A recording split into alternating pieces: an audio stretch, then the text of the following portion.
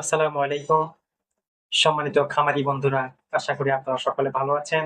আমিও ভালো আছি আলহামদুলিল্লাহ।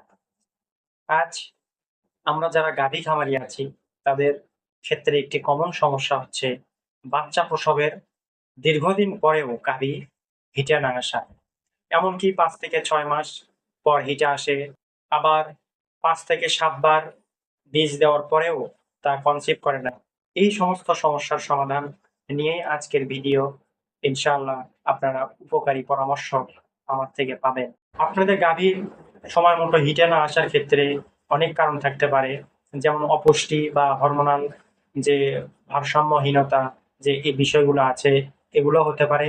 তার মধ্যে একটি গুরুত্বপূর্ণ বিষয় হচ্ছে আপনার গাভীর জরায়ুতে থাকা ইনফেকশন বা ময়লা বা মরা রক্ত বা পচা রক্ত, যে পুঁজগুলো থাকে, এগুলোর কারণেও আপনার গাভী সময় মতো হিটে আসে না, বা হিটে আসলেও আপনার গাভী বারবার বীজ রাখে না বা কনসিভ করে না।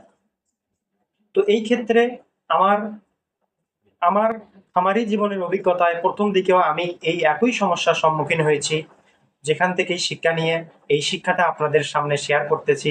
সেটা হলো আমাদের বাড়ির আশেপাশে, বাসার আশেপাশে বেড়ে ওঠা যে অর্জুন গাছ, যা আপনারা অনেকেই ডায়াবেটিসের সমস্যার জন্য বা হার্টের সমস্যার জন্য আপনারা এই অর্জুন গাছের বাকল খেয়ে থাকেন, শুকনা বাকল বা কাঁচা বাকল। এই বাকলটিও আপনার গাভীর এই সমস্যার ক্ষেত্রে অনেকটাই উপকারী হতে পারে ইনশাআল্লাহ। তো এই বাকলটির মধ্যে থাকা যে ক্যালসিয়াম, ম্যাগনেসিয়াম এবং অ্যান্টিঅক্সিডেন্ট আছে, এই অ্যান্টিঅক্সিডেন্টটা আপনার গাভীর জরায়ুর মধ্যে থাকা যে ময়লা, পুঁজ, যে ইনফেকশন গুলো আছে, সেগুলোকে একেবারে গোড়া থেকে নির্মূল করবে এবং আপনার গাভীর এই প্রজনন তন্ত্র বা আপনার গাভীর এই জরায়ুকে অনেকটা সতেজ এবং উর্বর রাখবে, যা আপনার গাভীকে হিটে আসতে সাহায্য করবে এবং বীজ দিলে তা সম্পূর্ণরূপে কনসিভ করার সহযোগিতা করবে ইনশাআল্লাহ। আপনারা আপনাদের গাভীর ক্ষেত্রে এই অর্জুন গাছের বাকলটি কিভাবে ব্যবহার করবেন, তা হলো ১ থেকে ১.৫ কেজি পরিমাণ অর্জুন গাছের কাঁচা বাকল বা ছাল আপনারা তুলে নিয়ে আসবেন এবং এই বাকলটি একদম ছোট ছোট বিস্কুট টাইপের, বিস্কুটের মতো ছোট ছোট করে কেটে, তা যদি ১ কেজি পরিমাণ হয় তার ক্ষেত্রে ২ লিটার বা ৩ লিটার পানি যুক্ত করবেন।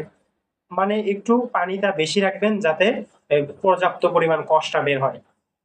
এবং এই অর্জুন গাছের বাকলকে আপনারা একেবারে উত্তপ্ত পানি বা ফুটন্ত পানিতে সিদ্ধ করবেন। এতে করে তার ভিতরের কষগুলো বের হবে এবং এই কষটা আপনার গাভীকে, এই লাল লাল যে পানিটা হবে, সেই পানিটা আপনার গাভীকে খাওয়াবেন। সকাল বিকাল ভাগ করে খাওয়াবেন। সকালে ২ লিটার, বিকেলে ২ লিটার বা ২ থেকে ৩ লিটার পরিমাণ আপনি খাওয়াতে পারেন। বাচ্চা প্রসবের পরের দিন থেকেই ৭ থেকে ১০ দিন আপনি এটি আপনার গাভীকে খাওয়াবেন। ইনশাআল্লাহ আপনার গাভী আমাদের খামারের গাভীর মতোই ১ থেকে ১.৫ মাসের মধ্যে ইনশাআল্লাহ প্রতিবারই হিটে আসবে ইনশাআল্লাহ।